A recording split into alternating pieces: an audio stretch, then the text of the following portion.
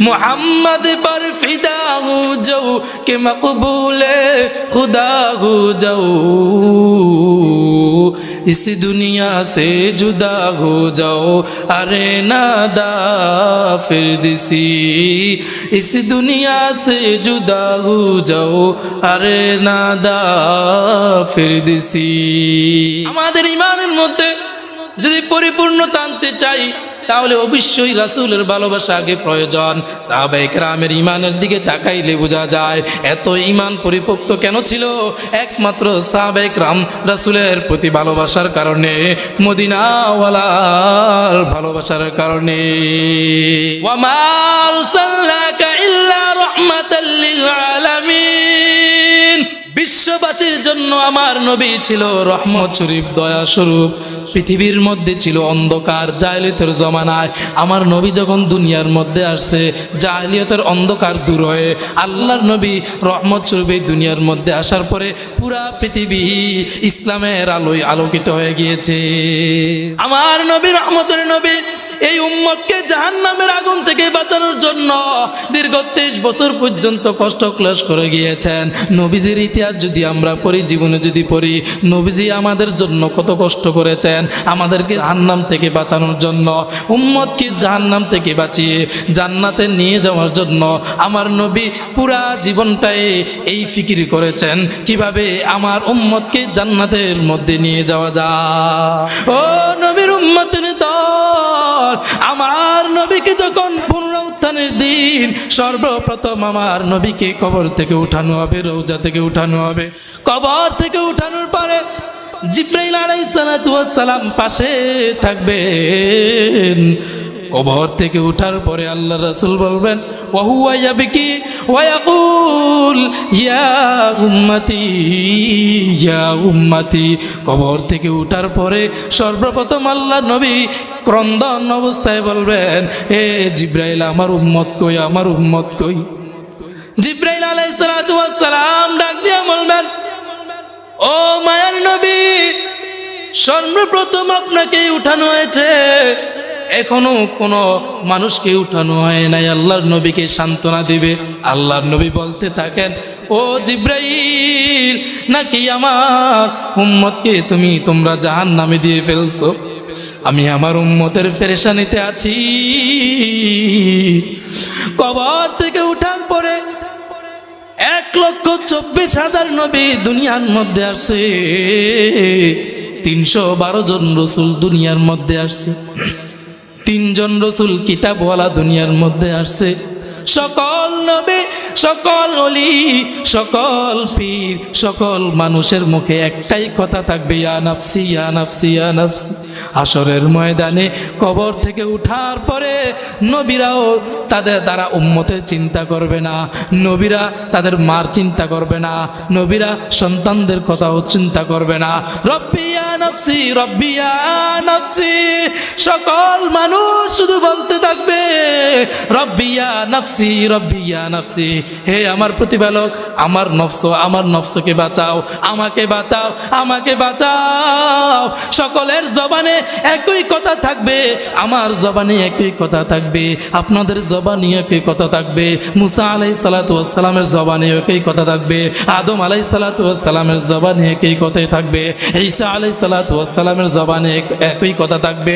যত কোটি কোটি কোটি কোটি মানুষ ওই কিয়ামতের ময়দানে উপস্থিত হবে, সবাই ইয়া নাফসি বলতে থাকবে।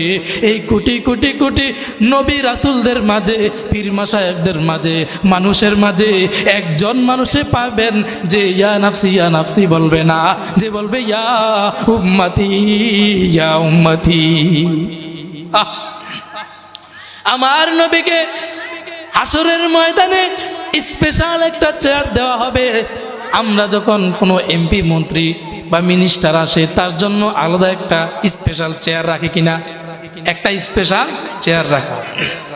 ওই হাশরের ময়দানে আল্লাহ তাআলার কুদরতি ভাবে 2টা চেয়ার বানানো হবে। আল্লাহর নিজের জন্য একটা চেয়ার, আল্লাহর নবীর জন্য একটা চেয়ার, যে চেয়ারটাকে মাকামে মাহমুদ বলা হবে। যে চেয়ারটাকে কি বলা হবে? মাকামে। ফেরেশতারা যখন আল্লাহর নবীকে নিয়ে ওই মাকামে মাহমুদের কাছে যাইবে, আল্লাহর নবী বলবে, ও ফেরেশতারা আমাকে মাকামে মাহমুদের মধ্যে বসায়ও না। ওই আরামের চেয়ার আমার জন্য না, আমি ওই আরামের চেয়ারে বসে থাকবো না। মুফাসসিরিনে কেরামের দুইটা ব্যাখ্যা করেন। একটা ব্যাখ্যা হলো আমি ওই চেয়ারে বসবো না, আমি আমার উম্মতকে ছাড়া আমি জান্নাতে যাব না, আমার উম্মতকে ছাড়া আমি জান্নাতে যাব না। আর যদি আমি এই মাকামে মাহমুদ এই চেয়ারের মধ্যে যদি বসি আর অটোমেটিকলি যদি আমাকে এই চেয়ার দিয়ে জান্নাতে নিয়ে যাওয়া হয়, আমার এই ভয় যদি আমার উম্মতকে রেখে আমাকে জান্নাতে নিয়ে যাওয়া হয়, আমি নবী এটা চাই না যে আমি নিজে জান্নাতে যাই। আমার মাওলা যদি আমাকে জান্নাতে দিতেই হয়, আমি যদি জান্নাতে যেতেই হয়, আমার উম্মতকে সাথে নিয়ে আমি জান্নাতে যাব। সুবহান। निगाह मोमिन से तो बदल जाती है तकदीर, ये बंदा की क़ुव्वत नहीं कुदरत का इशारा, ये बंदा की क़ुव्वत नहीं कुदरत का इशारा। ऐ मर्द खिरद तर्क मासी की ज़रूरत, ऐ मर्द खिरद तर्क मासी की ज़रूरत, अब सुहबत सालिह की सवा कोई नहीं चारा, अब सुहबत सालिह की सवा कोई नहीं चारा। मरदूद पीछे हमें खबर नहीं, लेकिन मरदूद पीछे हमें खबर नहीं, लेकिन एक वक्त में हालात जो अमाल है सारा, एक वक्त में हालात जो अमाल है सारा। ला इलाहा इल्लल्लाह, ला इलाहा इल्लल्लाह, ला इलाहा, ला इलाहा इल्लल्लाह, ला इलाहा, ला इलाहा इल्लल्लाह, ला इलाहा इल्लल्लाह, ला इलाहा। हाथे करो हाथेर काम, पाए करो पाएर काम, हाथे करो हाथेर काम, पाए करो पाएर काम। जबानी शुधु बोलो हे मुमिन अल्लाह ताआलार जाती नाम, ला इलाहा इल्लल्लाह, ला इलाहा इल्लल्लाह, ला इलाहा इल्लल्लाह, ला इलाहा इल्लल्लाह, ला इलाहा इल्लल्लाह, ला इलाहा इल्लल्लाह, ला इलाहा इल्लल्लाह, ला इलाहा। এই কালিমা পড়বে যারা কাজে লাগবে মরণ বেলা, এই কালিমা পড়বে যারা কাজে লাগবে মরণ বেলা।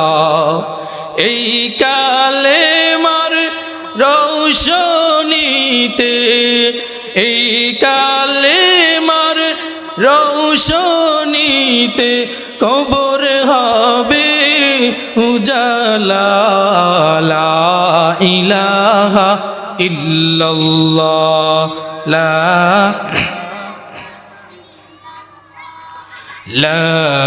ইলাহা ইল্লাল্লাহ, লা ইলাহা ইল্লাল্লাহ, ইলাহা ইল্লাল্লাহ লা ইলাহা খুদি কসনিহা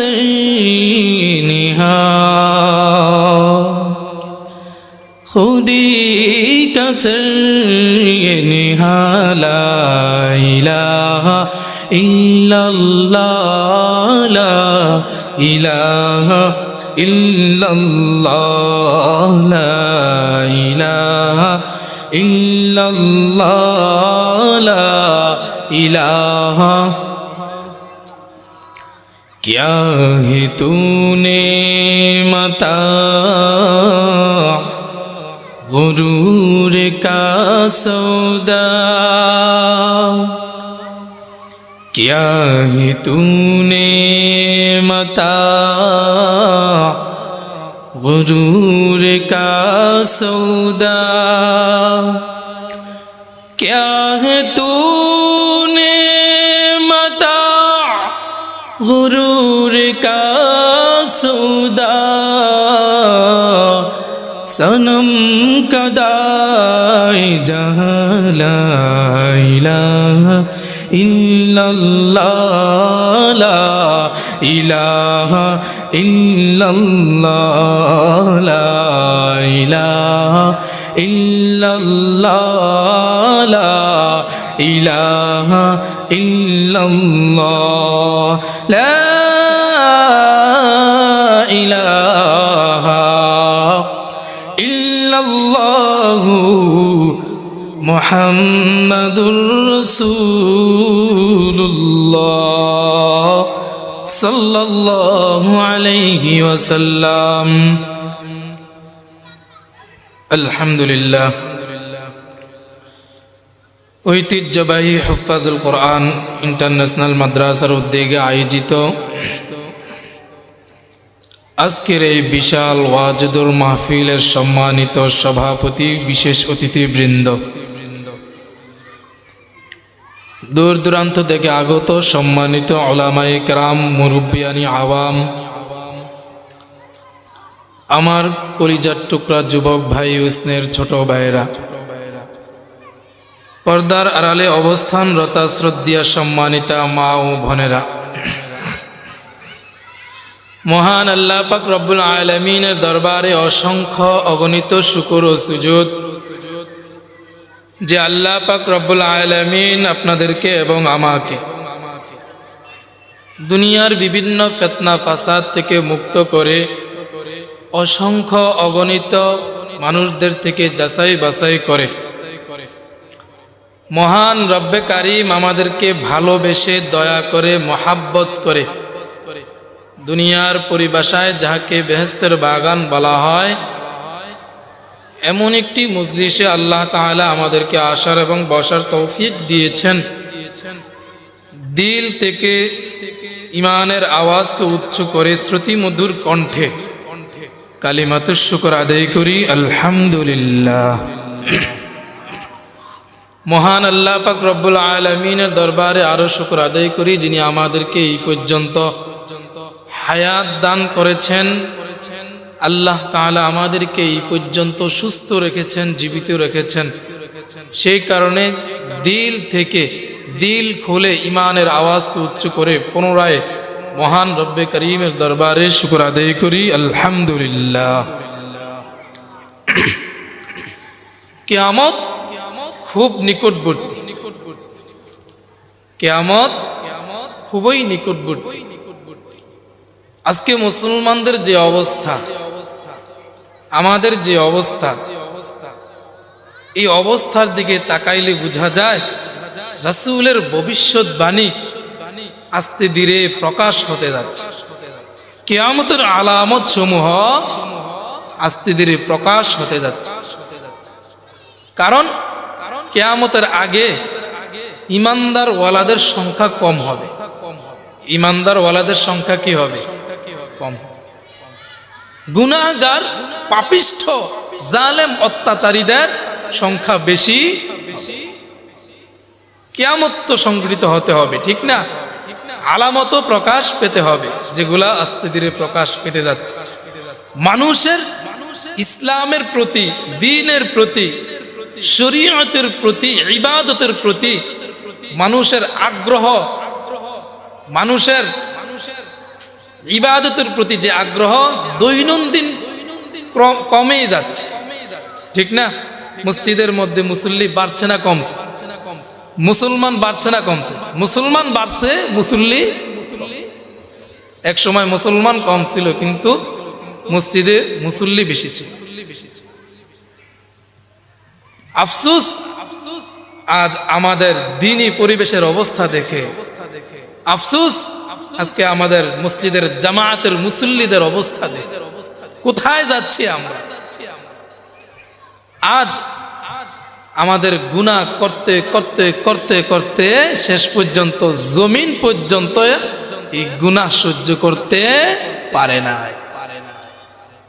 মানুষ যখন গুনাহ করতে করতে চূড়ান্ত পর্যায়ে চলে যায়, তখন জমিনের মধ্যে কম্পন সৃষ্টি হয়। কি সৃষ্টি হয়? কম্পন সৃষ্টি হয়, যেটা আমরা গত শুক্রবারে তো দেখলাম নাকি? এটা মাত্র একটা নমুনা, বড়টা তো রয়েছে। সেটা আমাদেরকে আল্লাহ তাআলা সুযোগ দিয়েছে। আমরা অনেক মানুষ মারা গিয়েছে ভূমিকম্পায়, অনেকে আহত হয়েছে, ঠিক না? আমরা সুস্থ আছি, বলি আলহামদুলিল্লাহ। সুস্থ থাকার মানে এই জয় আল্লাহ তাআলা আমাদেরকে সুযোগ দিতেছেন। কি দিতেছেন? সুযোগ দিতেছেন। যারা এখনো গুনাহে লিপ্ত আছে, আল্লাহ বলছেন তোমাদেরকে, মুমিনদেরকে আমি সুযোগ দেই, মাঝে মাঝে তাদের কৃতকর্মের কিছু শাস্তি দেই, যাতে করে তারা আমার পাপিষ্ঠ থেকে, আমার নাফরমানি থেকে তারা ফিরে আসে। কিন্তু আমাদের অবস্থার পরিবর্তন নাই। ভূমিকম্পের পরে মসজিদে মুসল্লি বেড়েছে? বাড়ে নাই। তার মানে আমাদের শিক্ষা এখনো হয় নাই, আমাদের শিক্ষা এখনো আযাব আসতেছে। আল্লাহ ছাড় দেন কিন্তু ছেড়ে দেন, ছাড় দেন, আমাদেরকে ছাড় দেন কিন্তু ছেড়ে দিবেন। সুতরাং আমাদেরকে ইমানদার বলা হতে হবে, সাহাবায়ে কেরামের মতো শক্তিশালী ইমানদার হতে হবে। সাহাবায়ে কেরামগণ কেমন ইমানদার ছিলেন আর আমরা কেমন ইমানদার? আমার এক উস্তাদ তিনি গন্ঠায় বলেছিলেন, আমি যখন দর্শে ছিলাম তখন বলেছিলেন যে যদি বর্তমানের যে অবস্থা মুসলমানদের, এই অবস্থা যদি সাহাবায়ে কেরাম দেখতো, সাহাবায়ে কেরাম যদি আমাদের এই অবস্থা দেখতো, আমাদের মসজিদের এই অবস্থা দেখতো, আমাদের সমাজের এই অবস্থা দেখতো, আমাদের যুব সমাজের এই অবস্থা দেখতো, সাহাবায়ে কেরাম আমাদেরকে ইমানদারে মনে করতেন না, ইমানদারেই মনে করতেন না। সুতরাং এখনো সময় আছে, আমরা ফিরে আসি, তওবা করি, গুনাহ ছেড়ে দেই, আল্লাহর পথে আসি। মৃত্যু খুব বেশি দূরে নয়। মৃত্যু শিশুকে চেনে না, মৃত্যু যুবককে চেনে না, বৃদ্ধকে চেনে না। মৃত্যু এমন না যে বৃদ্ধের জন্য অপেক্ষা করে। আজকে আমার সামনে, আজকে আমাদের চোখের সামনে অ্যাক্সিডেন্ট হয়ে হাজার হাজার যুবকের লাশ পড়তেছে কি না? পড়তেছে না? তো যুবক কোন হিসাবে এই নিশ্চিত যে আমি বৃদ্ধ পর্যন্ত, আমার দাড়ি সাদা হওয়া পর্যন্ত, আমার চুল সাদা হওয়া পর্যন্ত আমি বেঁচে থাকবো? আমার দাদার যে বয়স, এই বয়স আমি পাবো, আমার বাবার যে বয়স, এই বয়স আমি পাবো, আমার প্রতিবেশী যারা বৃদ্ধ ছিল তাদের যে বয়স, এই বয়স আমি পাবো? এটার কোনো কি নাই, গ্যারান্টি নাই। যে কোনো মুহূর্তে মৃত্যু চলে আসতে পারে। সুতরাং আল্লাহর দিকে ফিরে আসতে হবে, রাসূলের শরিয়া অনুযায়ী, সুন্নাহ অনুযায়ী আমাদের জীবন যাপন করতে হবে। এই কারণে আমরা যদি সাহাবায়ে কেরামের দিকে তাকাই, তাদের ঈমান পরিপক্ত ছিল, ঈমান মজবুত ছিল। এখন তারাও তো আমাদের মতো মানুষ, তারা আমাদের মতো কি মানুষ নাকি তারা অন্য প্রাণী ছিলেন? না, আমাদের মতোই মানুষ ছিলেন। তাদের ঈমানে এত শক্তি কোথায় থেকে আসলো, এত পাওয়ার কোথায় থেকে আসলো? আমাদের মতো রক্ত মাংসের অধিকারী তারা ছিল, আমাদের মতো দুইটা পায়ের অধিকারী তারা ছিল, আমাদের মতো দুইটা হাতের অধিকারী তারা ছিল, দুইটা চোখের অধিকারী তারা ছিল। তারা আমাদের মতো জিহ্বার অধিকারী ছিল। সুতরাং আমাদের ভিতরে যে সমস্ত অঙ্গ আছে সাহাবায়ে কেরামের ভিতরে এই সমস্ত অঙ্গ ছিল, পার্থক্য এতটুকুই, তাদের ঈমানটা মজবুত ছিল আর আমাদের ঈমানটা দুর্বল। ঠিক কিনা? আজ কত দুর্বলের পর্যায়ে আমাদের ঈমান চলে গিয়েছে যে আমাদের রাসূলকে গালি দিলে আমরা কি সুন্দর সহ্য করে বসে থাকি। ঠিক না? বিভিন্ন নাস্তিকেরা আল্লাহর রাসূলকে গালি দেয়, কটূক্তি করে, আল্লাহকে গালি দেয়, আল্লাহকে কটূক্তি করে, আর আমরা বসে আছি, ঘরের কোনায় বসে আছি, কত সুন্দর খানা খাই, কোনো পেরেশানি নাই, কোনো পেরেশানি নাই। অপেক্ষা করি, প্রশাসনের অপেক্ষা করি, শাস্তি দিবে কে?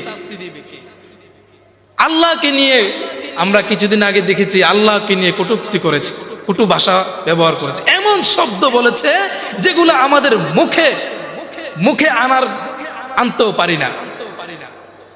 কিভাবে এর এত কটু শব্দ আল্লাহর ব্যাপারে বলতে পারে আর আমরা সহ্য করতে পারি? কেমন ঈমানদার আমরা হয়েছি।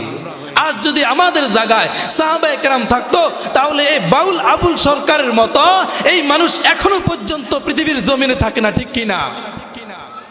সে কিভাবে এখনো পর্যন্ত জমিনের মধ্যে টিকে থাকে?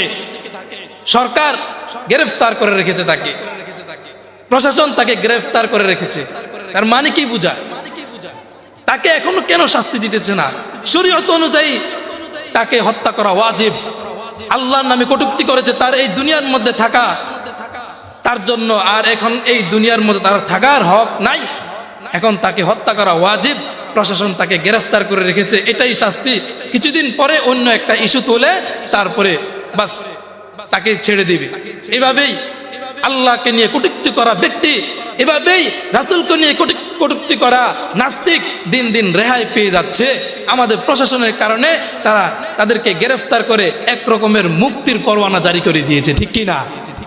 আজ যদি তাই সে এই আবুল সরকার যদি যখন আল্লাহর নামে কটূক্তি করেছে, সরকার দেখেছে কিনা? দেখেছে না? প্রশাসন দেখেছে কিনা? দেখেছে। তৌহিদি জনতা দেখেছে।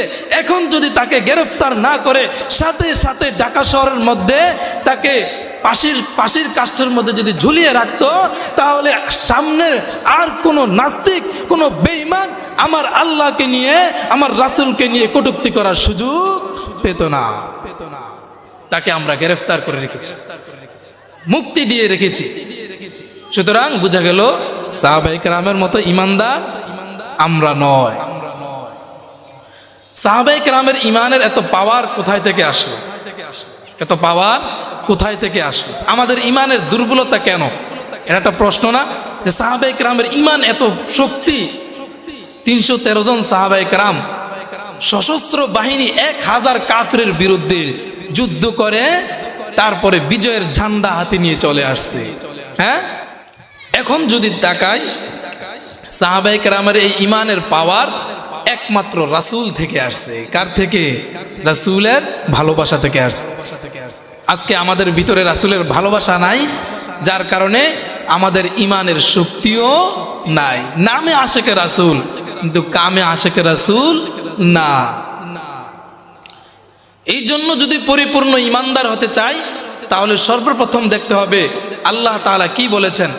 আল্লাহ তাআলা বলেন, قُلْ إِن كُنتُمْ تُحِبُّونَ اللَّهَ فَاتَّبِعُونِي يُحْبِبْكُمُ اللَّهُ وَيَغْفِرْ لَكُمْ ذُنُوبَكُمْ وَاللَّهُ غَفُورٌ رَحِيمٌ।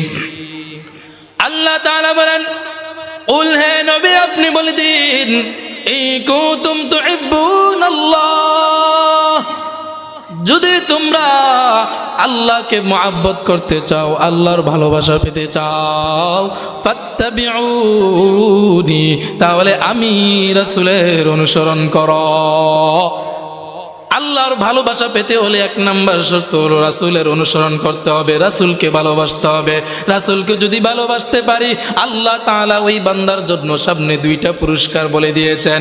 1 নাম্বার হলো ইউহিব্বুকুমুল্লাহ, আল্লাহ তাআলা বলেন যদি কোনো বান্দা আমি রাসূল আমার রাসূলের অনুসরণ করে তার জন্য দুইটা পুরস্কার।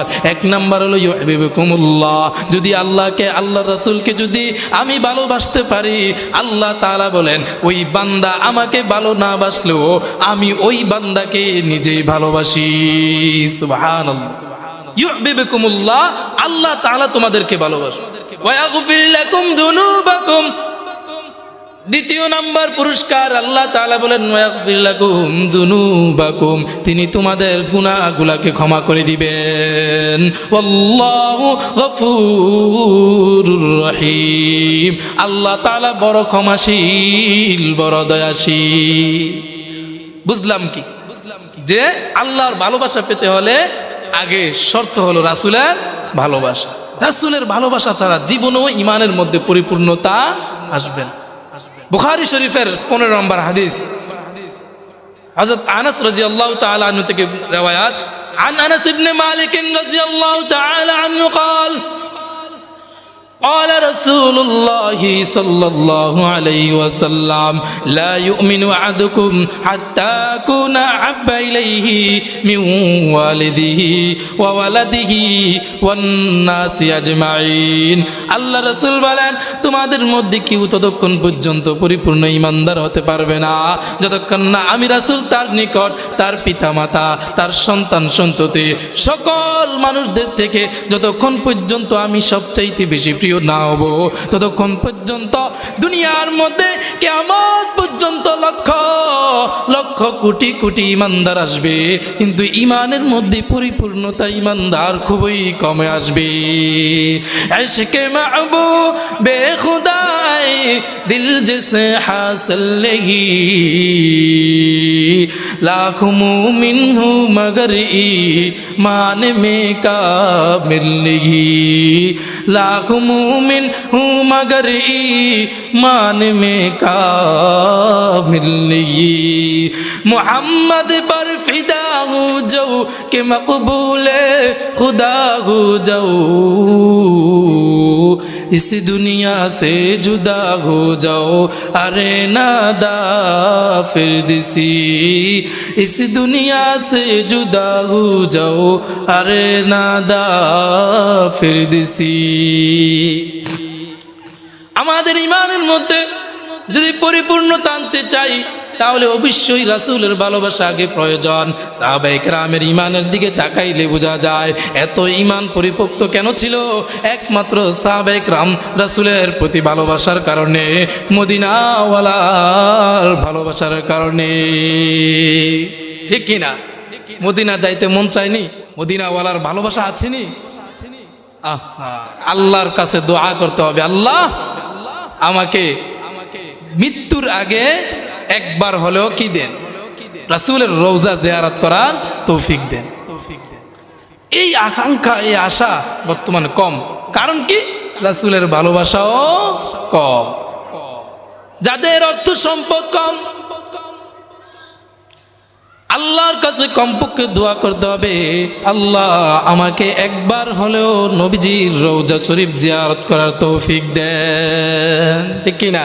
কয়দিন বলছে, কয়দিন নামাজের পরে বলছে, নিজে একটু একাকী হয়ে কয়দিন আল্লাহর কাছে দোয়া করছেন, আমার মন কান্দে যাইতে মদিনায়, আমার মন কান্দে যাইতে।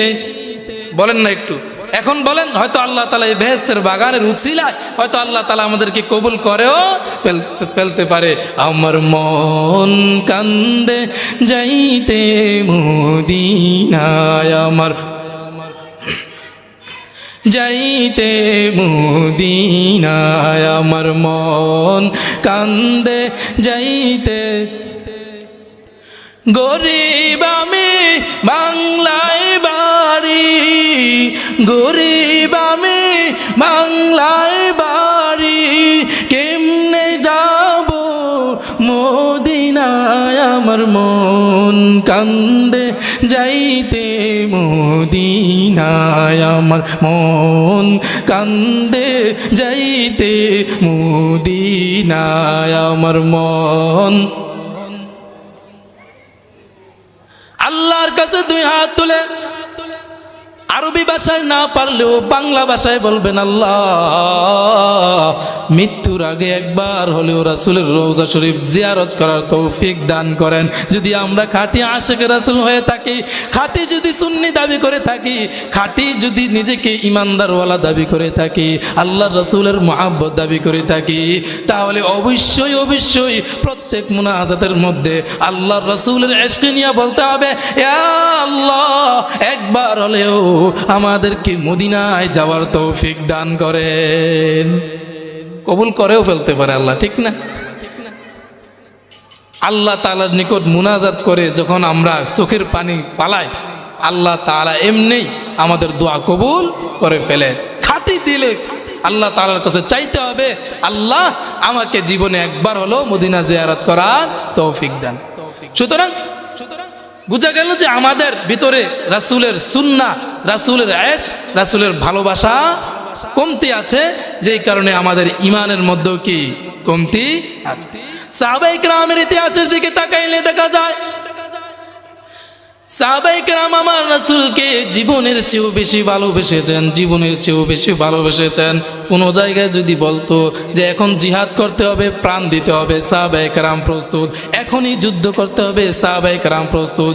যে অবস্থায় থাকুক না কেন, কেউ যদি খানা খায়, এমন অবস্থায় যদি আওয়াজ আসে হাইয়া আলাল জিহাদ, হাইয়া আলাল জিহাদ, যদি এই আওয়াজ আসে, সাহাবায়ে কেরাম যে অবস্থায় থাকুক না কেন, যে অবস্থা থাকুক না কেন, আল্লাহর রাসূলের কথায় সাথে সাথে সাড়া দিয়ে জিহাদের ময়দানে চলে যায়।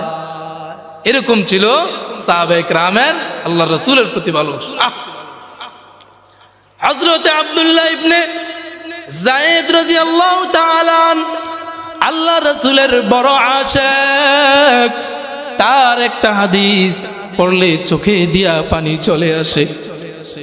হযরত আব্দুল্লাহ ইবনে যায়েদ রাদিয়াল্লাহু তাআলা আনহু বাগানে কাজ করতেছে। কোথায় কাজ করে? বাগানে কাজ করতেছে। কাজ করা অবস্থায় কে যেন সংবাদ দিল, দুনিয়ার নবী আর দুনিয়ার মায়ার নবী, দয়ার নবী এই দুনিয়ার মধ্যে আর জিন্দা নাই। সাহাবায়ে কেরামের মধ্যে শোকের বন্যা পড়ে গিয়েছে। সাহাবায়ে কেরাম নিজের স্ত্রীকেও এত ভালোবাসতেন না, নিজের সন্তানকেও এত ভালোবাসতেন না, নিজের মা বাবাকেও পর্যন্ত এত ভালোবাসতেন না যতটুকু আল্লাহর রাসূলকে ভালোবাসেছে। হযরত আব্দুল্লাহ ইবনে যায়েদ রাদিয়াল্লাহু আনহু বাগানের মধ্যে কাজ করতেছে। হঠাৎ আওয়াজ আসলো, মায়ার নবী, দুনিয়ার নবী, বিশ্বজানের নবী, সাইয়্যিদুল মুরসালিন এই দুনিয়ার মধ্যে জিন্দা নাই। সাথে সাথে তিনি মাটির মধ্যে পড়ে গিয়েছে। কান্না করে আল্লাহর কাছে দুইটি হাত তুলে দিয়েছে। আল্লাহ চোখে দেওয়ার সাথে সাথে পানি পড়ে আর আল্লাহর কাছে দোয়া করে, আল্লাহ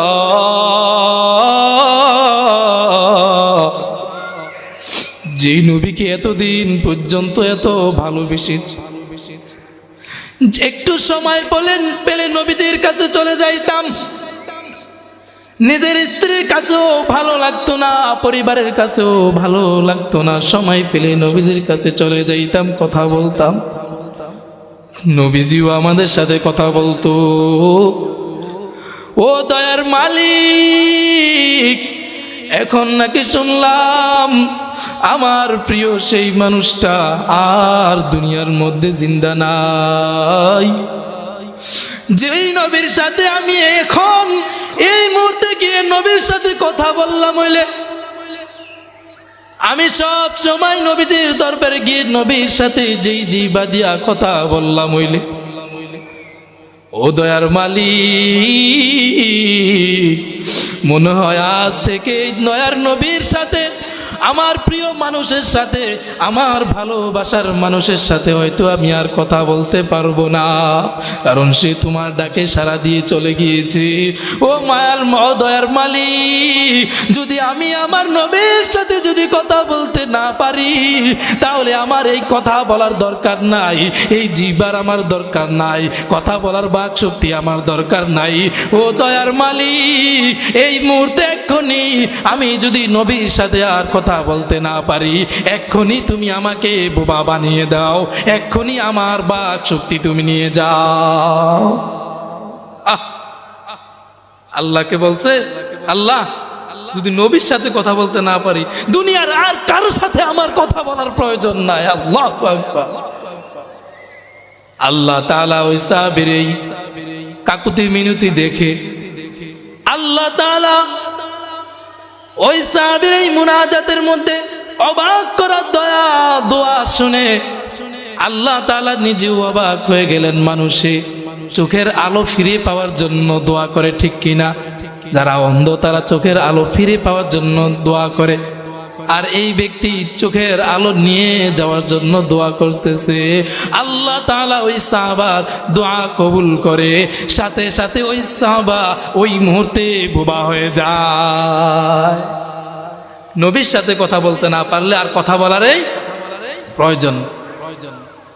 শুধু এই দোয়া করেই ক্ষান্ত নয়, ঝরঝর করে চোখ থেকে পানি পড়ে আর আল্লাহর কাছে দোয়া করতেছে, ও দয়ার মালিক, যেই কান দিয়ে আমি এতদিন পর্যন্ত দয়ার নবীর কথা শুনেছি, যেই কান দিয়ে আমি দয়ার নবীর কত সুন্দর মাধুর্যতাপূর্ণ কথা শুনেছি, এই বাগান থেকে যাওয়ার পরে ওই নবীর কথা আর আমি শুনতে পারবো না।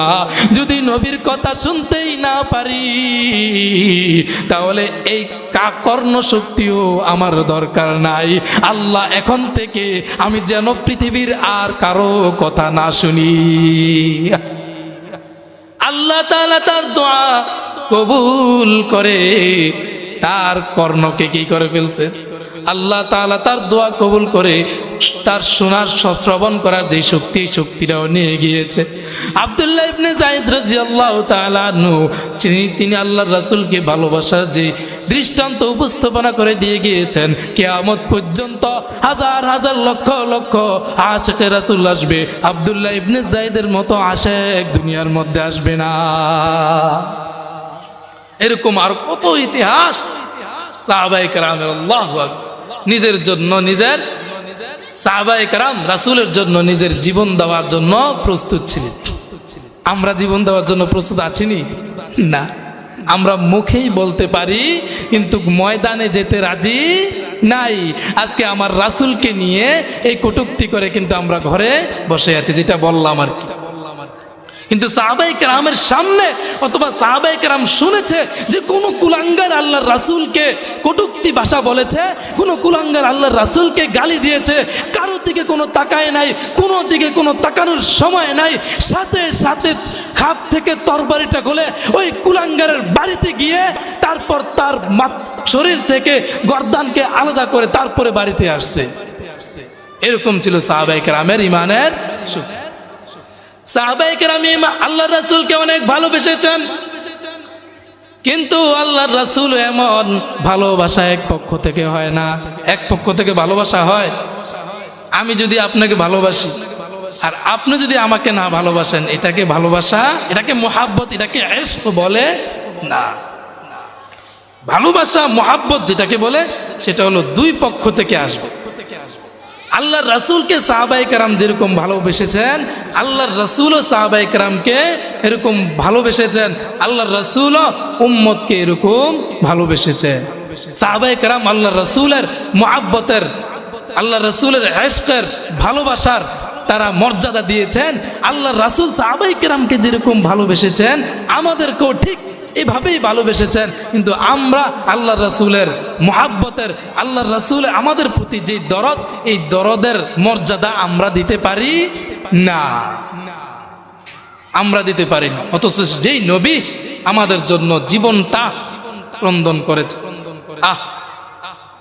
কোনোদিন শুনবেন না ইতিহাসের পাতা উল্টাইলে, কোনোদিন শুনবেন না নবী তার স্ত্রীর জন্য কান্না করেছে, কোনোদিন শুনবেন না নবী তার সন্তানের জন্য কান্না করেছে, কোনোদিন শুনবেন না নবীজি তার পরিবারের জন্য কান্না করেছে, কোনোদিন শুনবেন না নবী তার বংশের জন্য কান্না করেছে, কোনোদিন শুনবেন না নবী তার নিজের জন্য কান্না করেছে। যদি রাসূলের জীবনী পড়ি, যদি হাদিস পড়ি, তাহলে শুনতে পারবেন সব সর্বদা আল্লাহ রসুলের নবুয়তের দীর্ঘ 23 বছর সব সময় ঘন্টাকে ঘন্টা, সেকেন্ডে সেকেন্ড সব সময় আল্লাহ রসুল উম্মতি উম্মতি উম্মতি করেছেন। আল্লাহু আকবার। সব সময় উম্মতি উম্মতি, যেখানে যাইতেন যেই কাজ করতেন উম্মতের ফিকিরে, উম্মতের ফিকির। মায়ার নবী সুদূর মানুষের জন্য রহমত না, শুধুমাত্র আমাদেরকে ভালোবাসতেন না, বং জঙ্গলের পশু পাখিদেরকেও ভালোবাসতেন। কারণ নবী একমাত্র আমাদের নবী না, পশু পাখিরও নবী, মাছেরও নবী, গাছেরও নবী, পাথরেরও নবী। পৃথিবীর মধ্যে যত জীবজন্তু আছে, যত মাখলুকাত আছে, সব কিছুর নবীকে আমাদের নবী, আমাদের ওয়ামা আরসালনাকা ইল্লা রাহমাতাল লিল আলামিন। বিশ্ববাসীর জন্য আমার নবী ছিল রহমত স্বরূপ, দয়া স্বরূপ। পৃথিবীর মধ্যে ছিল অন্ধকার জাহেলিয়তের জমানায়, আমার নবী যখন দুনিয়ার মধ্যে আসছে জাহেলিয়তের অন্ধকার দূর হয়ে আল্লাহর নবী রহমত স্বরূপ এই দুনিয়ার মধ্যে আসার পরে পুরা পৃথিবী ইসলামের আলোয় আলোকিত হয়ে গিয়েছে। সুবহানাল্লাহ। আমার নবী রহমতের নবী এই উম্মতকে জাহান্নামের আগুন থেকে বাঁচানোর জন্য দীর্ঘ 23 বছর পর্যন্ত কষ্ট ক্লেশ করে গিয়েছেন। নবীজির ইতিহাস যদি আমরা পড়ি, জীবনে যদি পড়ি, নবীজি আমাদের জন্য কত কষ্ট করেছেন, আমাদেরকে জাহান্নাম থেকে বাঁচানোর জন্য, উম্মতকে জাহান্নাম থেকে বাঁচিয়ে জান্নাতে নিয়ে যাওয়ার জন্য আমার নবী পুরা জীবনটাই এই ফিকির করেছেন কিভাবে আমার উম্মতকে জান্নাতের মধ্যে নিয়ে যাওয়া যায়। আমার নবী আমাদের পর্যন্ত ইসলাম পৌঁছানোর জন্য যখন নবুয়ত পেলেন, আমরা সেটা জানি মক্কার কাফেররা আমার নবীকে কষ্ট দিতে ভুলে নাই। উঠতে বসতে চলতে ফিরতে সব সময় আমার নবীকে গালি দিত, কষ্ট দিত। আর আমার নবী ওই কষ্টে বদদুয়া না করে উম্মতের চিন্তা করে ধাক্কা দিয়া বের করে দেওয়ার পরেও আমার নবী আবার যাইতেন, তুমি আমার উম্মত, জাহান্নাম থেকে তোমাকে বাঁচানো আমার দায়িত্ব। আমার নবী যখন মক্কার মধ্যে ইসলামের দাওয়াত দিতেছেন, সেই মুহূর্তে যখন আমার নবীর উপর নির্যাতন তীব্র হয়ে গেল, কাফেররা যখন আমার নবীকে অনেক প্রকারের নির্যাতন শুরু করলো, আমার নবী তখন সিদ্ধান্ত নিলেন তায়েফের ময়দানে যাবেন। কোথায় যাবেন? যখন দেখলেন যে মক্কার মধ্যে দাওয়াত দিতেছে কিন্তু আল্লাহ রাসূল এবং তার অনুসারীদের উপর অত্যন্ত নিপীড়ন নির্যাতন চালাইতেছে, বিভিন্নভাবে আল্লাহ রাসূলকে হত্যা করার পরিকল্পনা তারা 24 ঘন্টায় করত, তখন আমার রাসূল মনে করলেন যে এখানে যদি তারা দাওয়াত কবুল না করে, তায়েফের ময়দানে গিয়ে দেখি তায়েফের ময়দানের লোকেরা দাওয়াত কবুল করে কিনা। আমার নবী হযরত যায়েদ ইবনে আরস রাদিয়াল্লাহু তাআলা আনহুকে সঙ্গী করে তায়েফের ময়দানে চলে গিয়েছেন উম্মতকে ইসলামের প্রতি দাওয়াত দেওয়ার জন্য, উম্মতকে জাহান্নাম থেকে জান্নাতের দিকে আনার জন্য আমার নবী তায়েফের ময়দানে চলে গিয়েছেন। তায়েফের ময়দানে যাওয়ার পরে যখন তায়েফের ময়দানের ব্যক্তিরা দেখলো ওই মুহাম্মদ এখন তায়েফের ময়দানে চলে আসছে, মুহাম্মদের পিছনে তায়েফের ময়দানে যুবকদেরকে লেলিয়ে দিল। মুহাম্মদকে যেখানে পাইবা, যেখানেই দেখবা, সেখানেই মুহাম্মদের উপর আক্রমণ করবা, যেখানেই মুহাম্মদকে দেখবা সেখানেই মুহাম্মদকে পাথর নিক্ষেপ করবা। আমার নবী যেদিকে যায় তায়েফের যুবকেরা আমার নবীর পিছনে লেগে গিয়ে আমার নবীকে কষ্ট দিতে শুরু করলো, আমার নবীর উপর পাথর দিয়ে আঘাত করা শুরু করলো। আমার নবীর পাথরের আঘাত কখনো মাথায় লাগে, কখনো কখনো গায়ে লাগে, বিভিন্ন জায়গায় লেগে লেগে আমার নবীর পুরা শরীর জখম হয়ে যায়। আমার নবীর শরীর জখম হয়ে গিয়ে ওই শরীর থেকে রক্ত বের হয়ে যায়। রক্ত এমন ভাবে পড়তেছে, আমার নবী গায়ের রক্ত মুবারক পড়তে পড়তে পায়ের জুতার পর্যন্ত চলে আসে, পায়ের জুতার সাথে পায়ের সাথে জমাট লেগে গিয়েছে। এত কষ্ট আমার নবী পেয়েছে। ওই কুলাঙ্গারদের মধ্যে একটা কুলাঙ্গার এমন ভাবে পাথর নিক্ষেপ করলো, আমার নবীর পায়ের মধ্যে আঘাত করলো, সাথে সাথে আমার নবী এই জমিনের মধ্যে পড়ে গিয়েছে। আমার নবী এতিম ছিলেন। কি ছিল? এতিম। তারপরও তায়েফের ময়দানের লোকেরা, মক্কার কাফেররা নবীকে কষ্ট দিতে তারা ভুলে, এমন এতিমে নবী আমার,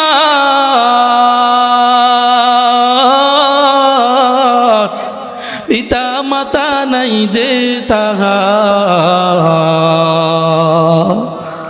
তারপরেও কত মারা মারলো তাকে দুশ্মনে, নবী বিনে কে তোরাবে ফুসেরা তো মিজানে, নবী বিনে কে তোরাবে ফুসেরা তো মিজানে। চলো চলো চলো মুমিন চলো নবীর সন্ধানে, নবী বিনে কে তোরাবে ফুসেরা তো মিজানে, নবী বিনে কে তোরাবে ফুসেরা তো মিজানে। নবী আমার জীবন ভরে দিনের লাগে কষ্ট করে,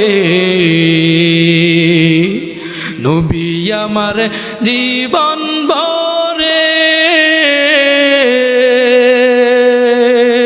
দিনের লাগে কষ্ট করে, দান দান শহীদ করিলেন উহুদেরই ময়দানে, নবী বিনে কে তোরাবে ফুসেরা তো মিজানে, নবী বিনে কে তোরাবে ফুসেরা তো মিজানে।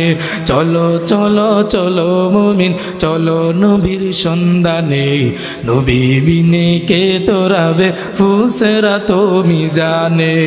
ওগো নবীর উম্মতেরা হয়ে আজি দিশে হারা, ওগো নবীর উম্মতেরা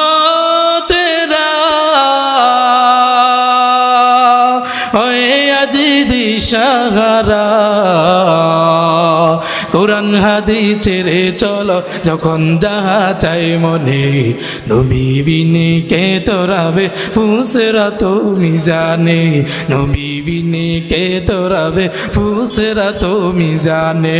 চলো চলো চলো মুমিন চলো নবীর সন্ধানে, নবী বিনে কে তোরাবে ফুসেরা তো মিজানে, নবী বিনে কে তোরাবে ফুসেরা তো মিজানে।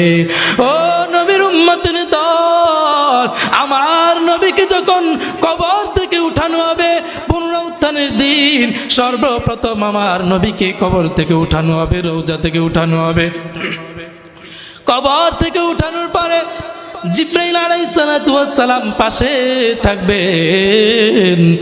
কবর থেকে উঠার পরে আল্লাহ রাসূল বলবেন, ওয়া হুয়া ইয়াবকি ওয়া ইয়াকুল ইয়া উম্মতি ইয়া উম্মতি।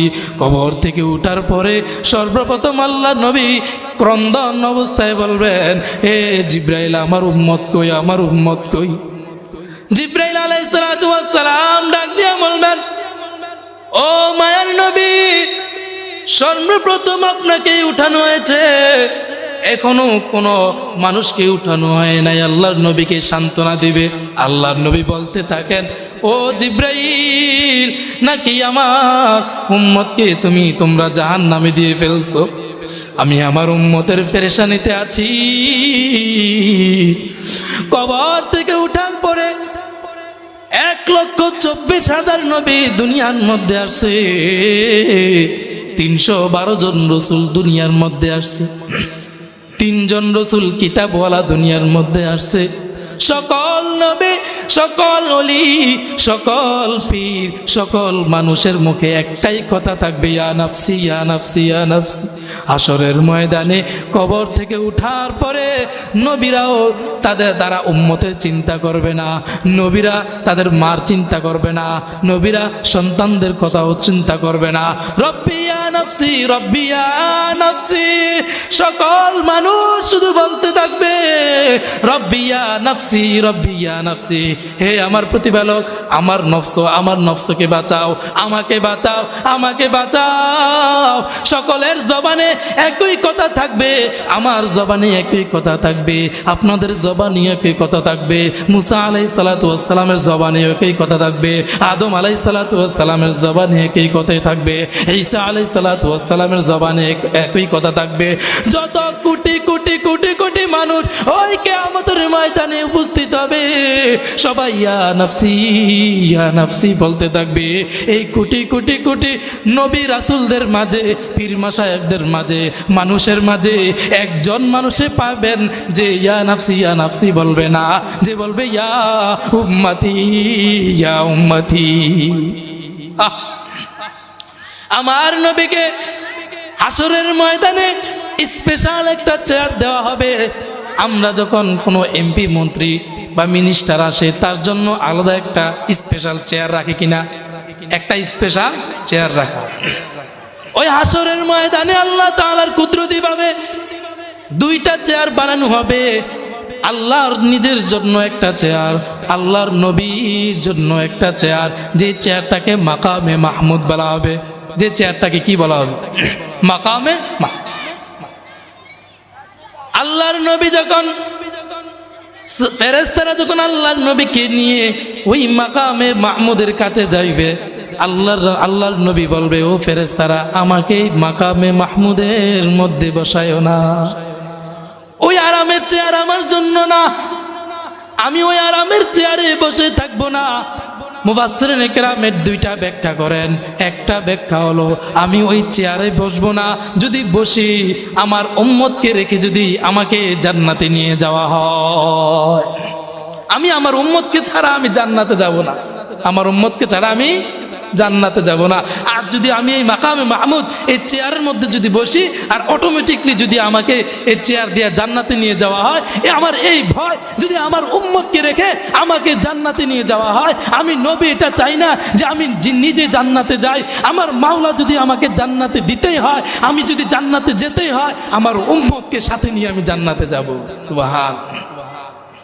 মুফাসসিরিনে কিরামে একটা ব্যাখ্যা বলেন। আরেকটা ব্যাখ্যা হলো, আল্লাহর নবী ডাক দিয়া বলবে, কিয়ামতের দিন ওই কঠিন হাসরের ময়দানে আমার তো বসার সুযোগ নাই, আমার বসার কি নাই। অন্য অন্য নবী ওলিরা চেয়ারের মধ্যে বসে থাকবে, চেয়ারের মধ্যে বসে থাকবে, আল্লাহ তাআলার আরশের ছায়ার নিচে বসে থাকবে, সকলকে আল্লাহ তাআলা শান্তিতে রাখবেন। কিন্তু আমার নবী নিজেই অস্থিরতা প্রকাশ করবেন শুধুমাত্র উম্মতের জন্য। কই মাকামে মাহমুদে আমার বসার সুযোগ কই? বসার কোন সময় সুযোগ? আমি যখন হাসরের ময়দান কায়েম হবে তখন তো আমি হাউজে কাউসারের নিকট চলে যাব, হাউজে কাউসারের নিকট গিয়ে দেখব আমার কোনো উম্মত হাউজে কাউসারের পানি পান করা থেকে মাহরুম হচ্ছে কিনা, বিরত থাকছে কিনা, আমি তাকে নিজের হাতে পানি পান করাবো। আমি হাউজে কাউসারের নিকট গিয়ে এই পেরেশানিতে থাকবো যে আমার প্রত্যেকটা উম্মত যেন হাউজে কাউসারের পানি পান করতে পারে। সাহাবায়ে কেরাম বলেন, ইয়া রাসূলুল্লাহ, দুনিয়ার মধ্যে থাকা অবস্থায় যদি ভালো না লাগে আপনার কাছে চলে যাই, দুনিয়ার মধ্যে থাকা অবস্থায় আপনার কাছে চলে যাই, কিন্তু আখিরাতের ময়দানে আপনাকে কোথায় পাবো? আল্লাহর নবী বলেন, যদি আমাকে আখিরাতের ময়দানে, হাসরের ময়দানে যদি আমাকে পেতে চাও তাহলে চলে যাইবা হাউজে কাউসারের নিকট, সেখানে গিয়ে দেখবা আমি উম্মতকে পানি পান করানোর ব্যস্ততায় আছি। আল্লাহর নবী ডাক দিয়ে বলেন, ও সাহাবায়ে কেরাম, যদি হাউজে কাউসারের নিকট গিয়ে আমাকে না পাও তাহলে চলে যাইবা মিজানের পাল্লার নিকট, দাড়ি পাল্লার নিকট চলে যাইবা, যেখানে আমার উম্মতের পদের পাল্লা নেকের আমার উম্মতের বদ আর নেকের পাল্লা ওজন করা হবে। সেখানে গিয়ে দেখবে আমি পেরেশান অবস্থায় আছি, আমার একটা উম্মতের বদের পাল্লা ভারী হয়ে যাচ্ছে কিনা, নেকের পাল্লা হালকা হয়ে আমার কোনো উম্মত জাহান্নামে চলে যাচ্ছে কিনা। আমি যদি দেখি কোনো উম্মতের বদের পাল্লা ভারী হয়ে ওই উম্মতের জন্য জাহান্নাম চূড়ান্ত হয়ে গিয়েছে, আমি সাথে সাথে সিজদায় পড়ে আমার ওই উম্মতের জন্য আল্লাহর কাছে সুপারিশ শুরু করব। আমার নবী এখানে ক্ষান্ত নয়, সাহাবায়ে কেরামদেরকে ডাক দিয়ে বলেন, ও সাহাবায়ে কেরাম, যদি আমাকে দাড়ি পাল্লার কাছেও না পাও তাহলে চলে যাইবা ফুলসিরাতের ফুলের কাছে। ফুলসিরাতের ফুলের কাছে গিয়া দেখবা আমি নবী পেরেশান, আমার কোনো উম্মত ফুলসিরাতের পোল থেকে ছিটকিয়া জাহান্নামের মধ্যে পড়ে যাচ্ছে কিনা। আমি যদি দেখি আমার কোনো উম্মত ওই ফুলসিরাতের ফুল থেকে ছিটকিয়া পড়ে যাচ্ছে, আমি আল্লাহর কাছে সিজদায় পড়ে আল্লাহর কাছে বলবো, আল্লাহ আমার এই উম্মতকে জাহান্নাম থেকে বাঁচানোর আগ পর্যন্ত আমি নবী মুহাম্মদ জান্নাতে আমাকে দিতে পারবেন না। আল্লাহ, আমার নবী কেমন উম্মতের দরদি ছিলেন এতক্ষণ আমরা বুঝলাম, আর একটু বুঝবো কোরআন থেকে আর একটু বুঝবো। আমার নবীর উপর দীর্ঘদিন ওহী নাজিল হয় না, কোরআনের আয়াত লাগাতার অনেক দিন নাজিল হইতেছে, অবতীর্ণ হইতেছে। হঠাৎ এক সময় আল্লাহর নবীর উপর কোরআনের আয়াত ওহী নাজিল হওয়া দীর্ঘদিন বন্ধ ছিল।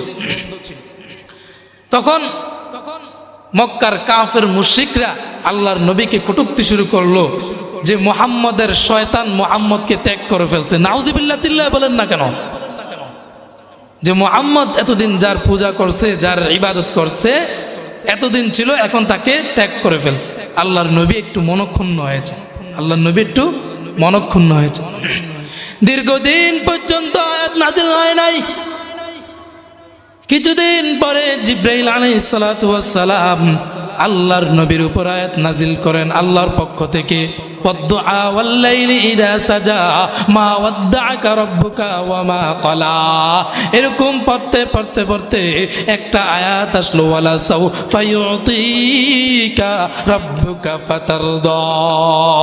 জিবরাইল আলাইহিস সালাতু ওয়াস সালাম বললেন, ও মায়ার নবী, আপনি এতদিন আপনার উপর আল্লাহ তাআলা আয়াত নাজিল করে নাই, ওহী নাজিল করে নাই, আল্লাহ তাআলার পক্ষ থেকে একটা অফার আসছে আপনার কাছে।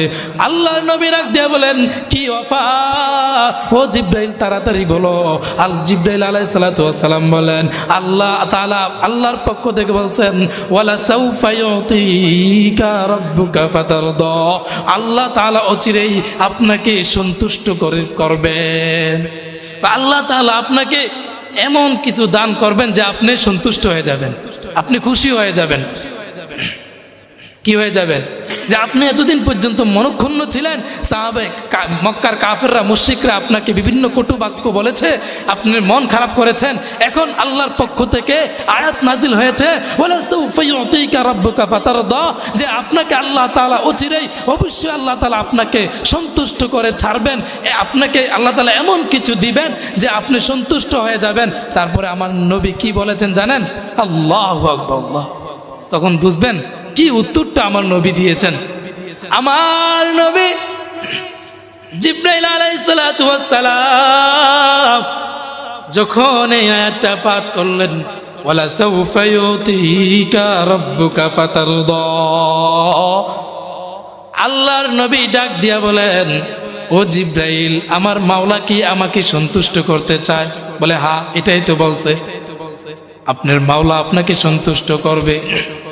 আমার নবী ডাক দিয়ে বলে, ও জিবরাইল, আল্লাহকে গিয়ে বইল আমার পক্ষ থেকে আল্লাহর কাছে এই সংবাদ নিয়ে যাও, আল্লাহ বলছে আমাকে সন্তুষ্ট করে ছাড়বে, এমন কিছু দিবে, আল্লাহ আমাকে সন্তুষ্ট করে ফেলবে। আমি নবীর থেকে আল্লাহর কাছে এই সংবাদ নিয়ে যাও। আমি নবী ততক্ষণ পর্যন্ত সন্তুষ্ট হব না, আমি ততক্ষণ পর্যন্ত আমি নবী খুশি হব না যতক্ষণ পর্যন্ত আমার একটা উম্মত জাহান্নামে থাকবে। কি অফার দিয়েছিলেন! আল্লাহ রাসূল চাইলে দুনিয়ার ধন সম্পদ চাইতেন, ঠিক না?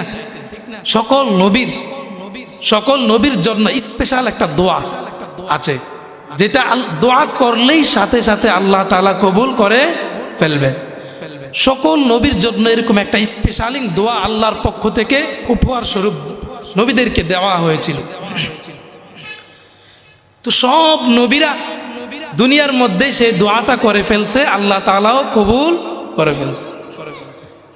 নবীদের মধ্যে আমাদের নবী আছে কিনা? নবীদের মধ্যে শুধু নবী না, সাইয়্যিদুল কাউনাইনি খাতমুল মুরসালিন আখির আমুদ বুদে ফখরুল আউয়ালিন শুধু ওয়াজুদাত রাহমাতাল লিল আলামিন মসজিদে ও শুধু আমারু জমিন। আমার নবী শুধু আমাদের নবী না, সকল নবীদেরও নবী। নবীদের নবী না, নবীদের সর্দার। আল্লাহু আকবার। এমন নবীর উম্মত আমরা হয়েছি। তো বলতেছিলাম সব নবীর জন্য আল্লাহর পক্ষ থেকে একটা স্পেশাল দোয়া ছিল, যে সকল নবীরা দুনিয়ার মধ্যে থাকতেই আল্লাহর কাছে ওই দোয়াটা করে ফেলছে, আল্লাহ তাআলা ওই দোয়াটা কবুল করেছেন। সাহাবায়ে কেরাম বললেন, ইয়া রাসূলুল্লাহ, আপনার দোয়াটা আপনি কোন সময় করবেন বা কি দোয়া করবেন? আল্লাহ রাসূল বলেন যে আমি এই দোয়া আমি দুনিয়ার মধ্যে করব না, আমার নিজের জন্য করব না, আমি আমার পরিবারের জন্য এই দোয়া করব না, আমার মেয়ে ফাতেমার জন্য আমি এই দোয়া করব না, আমি এই দোয়াটাকে স্পেশালভাবে এক্সট্রাভাবে রেখে দিয়েছি। যখন কিয়ামতের দিন আমার উম্মত বিপদে পড়বে, আল্লাহর কাছে বলবো, আল্লাহ আপনি আমাকে একটা দোয়া দিয়েছিলেন, বলেছিলেন, ওয়াদা করেছিলেন যে দোয়াটা আপনি কবুল করবেন। আমি তখন আল্লাহর কাছে হাত তুলে বলবো, আল্লাহ আপনি এখন আমার দোয়া কবুল করেন। আমি চাই যে আমার একটা উম্মত যেন জাহান্নামে না থাকে। আল্লাহু আকবার বলেন। কেমন নবীর উম্মত আমরা হয়েছি, হ্যাঁ? সারাটা জীবন ক্রন্দন করতে করতে শেষ, মৃত্যু শয্যায় উপস্থিত। মৃত্যু হবে আল্লাহ রাসূলের, যেটাকে আমরা মৃত্যু রোগ বলি, মৃত্যু শয্যায় সজ্জিত, বিছানায় শুয়ে আছে, আল্লাহ রাসূলের চোখে পানি। সাহাবায়ে কেরাম বলতেছেন যে আপনার চোখে কেন পানি? ও বলতেছে আমি মরার পরে আমার উম্মতের কি হবে? আল্লাহ, উম্মতি উম্মতি উম্মতি উম্মতি করতে করতে তিনি দুনিয়া থেকে বিদায় নিয়েছে। শেষ নিঃশ্বাস ত্যাগ করার আগ মুহূর্ত পর্যন্ত আল্লাহ রাসূল আমাদেরকে স্মরণ করতে ভুলে না। যে নবী, এমন নবী আমরা পেয়েছি, যে নবীকে পাওয়ার জন্য, যে নবীর উম্মত হওয়ার জন্য অন্যান্য নবীরাও আল্লাহর কাছে সুপারিশ করেছে, আল্লাহর কাছে দরখাস্ত করেছে যে আল্লাহ আমাকে যদি নবী বানাইছেন আলহামদুলিল্লাহ, বাকি নবী না বানাইয়া যদি কয়বার আল্লাহর কাছে সুপারিশ করেছি, কয়বার আল্লাহর কাছে বলেছি? বলি নাই। আল্লাহ তাআলা দয়া করে, মায়া করে, মুহাব্বত করে আমাদেরকে সেই নবীর উম্মত হিসাবে সৃষ্টি করেছেন, কিন্তু আমরা আল্লাহর সেই নিয়ামতের কদর করি না, কিন্তু আমরা আল্লাহ তাআলার সেই নিয়ামতের মর্যাদা দিতে শিখি না। এমন নবী, যেই নবী শুনলাম এতক্ষণ আমরা, যেই নবী আমাদের জন্য পুরাটা জীবন শেষ করে দিয়েছেন, পুরাটা জীবন উম্মতে উম্মতি বলে কাটিয়ে দিয়েছেন। আমি উম্মত হয়ে, আমি আল্লাহর নবীর উম্মত হয়ে আমি কয়বার রাসূলকে স্মরণ করেছি, দিনে কয়বার রাসূলের উপর দুরূদ প্রেরণ করেছি। আমি যে কাজগুলো করি ওই কাজের মধ্যে রাসূলের সুন্নত, কোন কোন কাজের মধ্যে রাসূলের সুন্নতের অনুসরণ করেছি। আল্লাহ রাসূল তো আমার কাছ থেকে টাকা চায় নাই, আল্লাহ রাসূল তো আমার কাছ থেকে ধন সম্পদ চায় নাই, আল্লাহ রাসূল তো আমাদের কাছ থেকে দুনিয়াবি কোনো কিছু চায় নাই। আল্লাহর রাসূল শুধু চেয়েছেন তোমরা আমার অনুসরণ করো, আমি মৃত্যুবরণ করার পরে, আমি ইন্তেকাল করার পরে শুধুমাত্র তোমরা আমার অনুসরণ করবা, আমাকে মুহাব্বত করবা, আমাকে ভালোবাসবা, আর আমাকে ভালোবাসার মাধ্যমে আল্লাহকে ভালোবাসবা। তারপর আমি তোমাদেরকে সাথে নিয়ে একসাথে আমি জান্নাতের মধ্যে যাব। সুবহানাল্লাহ। আমার নবীর স্বপ্ন ছিল এমন। আর আমরা কেমন করি? আমাদের নবী যেই কাজ করেছেন আমরাও সেই কাজ করি। আমাদের নবী খানা খেয়েছেন, আমরাও খাই। আমাদের নবী ইসতিনজা করেছেন, আমরাও ইসতিনজা করি। আমার নবী যা করেছেন জীবনের মধ্যে আমরাও তা করি। শুধুমাত্র পার্থক্য যে আমরা তা করার সময় আল্লাহর নবীর অনুসরণ করি না, আল্লাহর সুন্নতের, আল্লাহ রাসূলের সুন্নতের অনুসরণ করি না। সাহাবায়ে কেরামের ঈমানের এত পরিপূর্ণ কোথায় থেকে আসলো?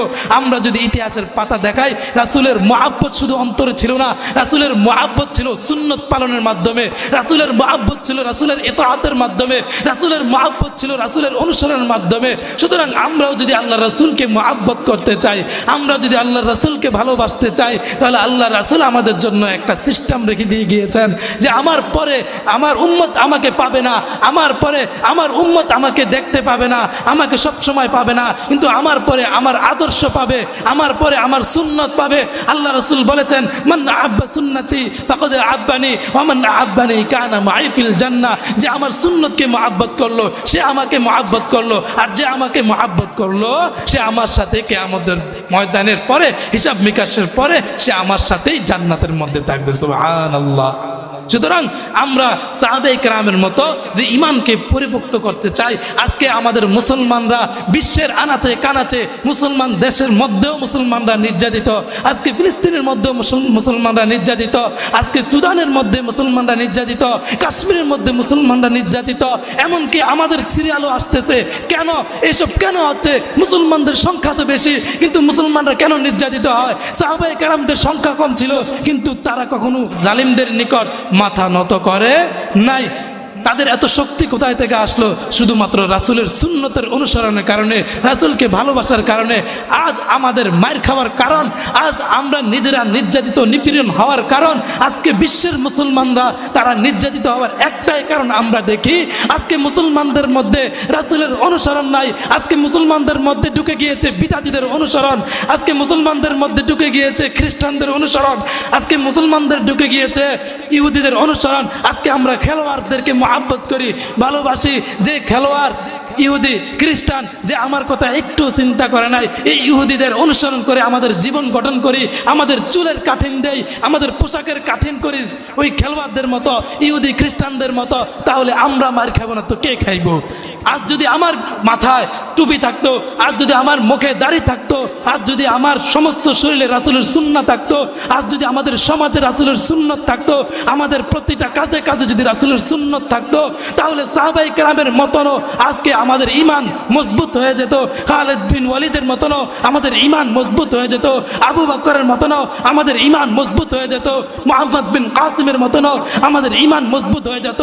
এই ঈমান মজবুত না হওয়ার একমাত্র কারণ, মুসলমানদের দুর্বল হওয়ার একমাত্র কারণ যেটা খুঁজে পাই সেটা হলো রাসূলের সুন্নতের অনুসরণ অনুকরণ নাই, রাসূলের মহব্বত নাই, রাসূলের ইশক নাই, ভালোবাসা নাই। শুধুমাত্র মুখে থাকলে হবে না, অন্তরে থাকতে হবে। শুধুমাত্র অন্তরে থাকলে হবে না, কাজে কর্মে থাকতে হবে, সব জায়গায় রাসূলের অনুসরণ থাকতে হবে।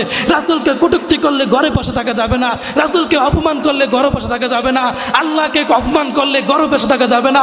যখন কোনো নাস্তিক, যখন কোনো কুলাঙ্গার আল্লাহর রাসূলকে অপমান করবে, আল্লাহকে অপমান করবে, তখন মাথায় কাপড়ের কাপড় পরে আমরা সকলে মাঠের মধ্যে নেমে যাবো ইনশাআল্লাহ। তাহলে বুঝবো যে আমাদের ভিতরে রাসূলের সুন্নত আছে। শুধু বলবো আমরা রাসূলকে ভালোবাসি, শুধু বলবো আমরা আশিকে রাসূল, শুধুমাত্র সিন্নির ক্ষেত্রে, জিলাপির ক্ষেত্রে, উমুক তুমুকের ক্ষেত্রে শুধুমাত্র আশিকে রাসূল, কাজে কর্মে মাঠে ময়দানে, তখন আমাদেরকে আশিকে রাসূল পাওয়া যায় না। সাহাবায়ে কেরাম তো এমন আশিকে রাসূল ছিল না।